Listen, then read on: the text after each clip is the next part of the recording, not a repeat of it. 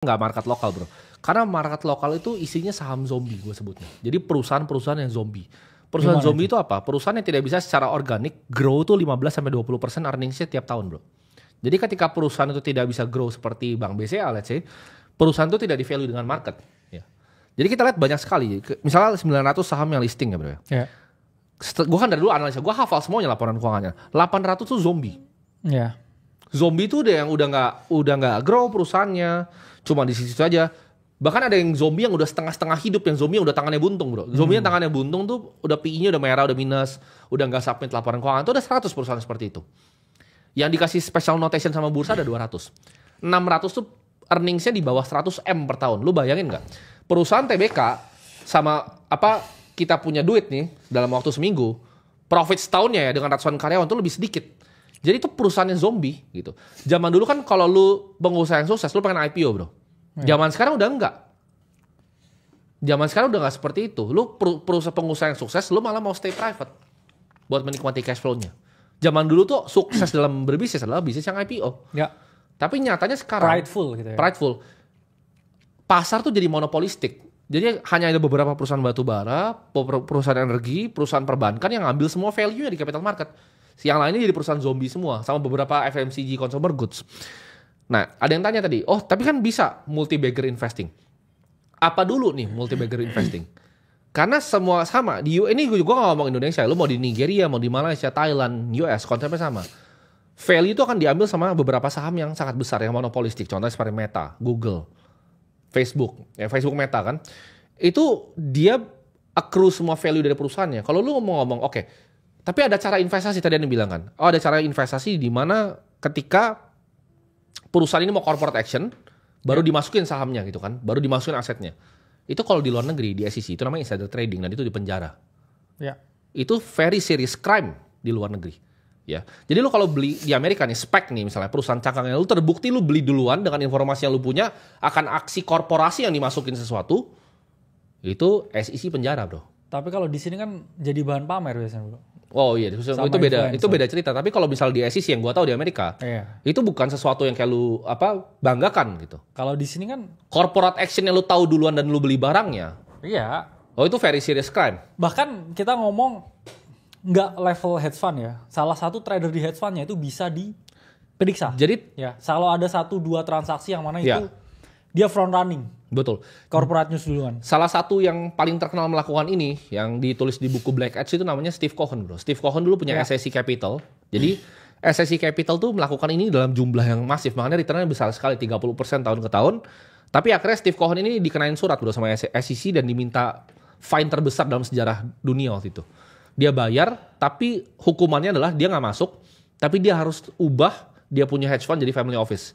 Jadi dia nggak boleh dapat duit dari luar lagi, lu cuma boleh kelola family office. Nah, sekarang namanya 0.72 tuh family office-nya.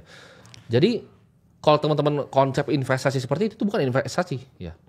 Lu dapat informasi asimetris yang lu dapatkan entah bagaimana caranya untuk melihat aksi korporasi yang terjadi. Contoh gini misalnya, gua tahu Apple earnings-nya bakal beat analis, bro. Gua trade itu Apple, ya gua pasti untung lah, gua leverage aja kalau gitu, ya kan? Karena gua tahu earnings-nya duluan. Tapi kalau gue tahu earnings-nya duluan dan gue melakukan trade dengan informasi yang tidak ada secara publik, itu artinya apa bro? Udah pasti insider trading. Contoh, misalnya ada perusahaan A. Dia quarter ini bikin duit misalnya 5T bro. Tiba-tiba gue tahu nih, quarter depan dia bikin 10T nih. Bakal masuk nih 10T nih ke earnings-nya. Ya gue belilah hari sebelum earnings-nya. Karena pas earnings itu meledak, dor gitu pasti. Itu kan. Jadi ya kita mah juga banyak dengar begitu bro. Gue juga dengar kemarin ada salah satu perusahaan yang mau disuntik gitu loh. Cuman apakah gue trade ketika sahamnya masih kecil? Enggak dong. Gue gak melakukan aksi kan ketika itu terjadi. Harusnya hari ini udah naik, tapi gue gak usah sebut lah namanya apa. Gue bilang ke dia, bahkan pas lagi OTW balik dari sekolah, bro ini ada aksi korporasi. Kita pengen lihat doang kan harganya seperti apa. Tapi gue gak beli. Sekuritas gue bersih, gue gak beli. Ya, jadi karena ya itu beda-beda lah ya, balik lagi moral orang beda-beda. Cuman kalau kita percaya analisa yang objektif, contohnya seperti Bitcoin kan bro, 76.000, apakah kita tahu itu bakal pasti naik? Enggak, tapi analisa kita secara teknikal, secara global M2 money supply bilang bahwa itu naik. Jadi kita ambil keputusannya Ya, itu itulah gitu. kenapa saya suka kripto ya. Kripto itu market yang paling adil. Betul. Ya, orang ngomong ini Bitcoin Insider dan sebagainya, kita 76 pakai technical only bilang itu bottom. Betul. Beli juga ya. Histori kita beli di 76. Dalam artian ya memang a global market yang nggak dimanipulasi. Betul. Orang beneran kalau emang jago menurut saya itu tradingnya kripto. Iya. Kalau orang jago karena oke saya dapat insider itu nggak jago trading namanya. Iya betul.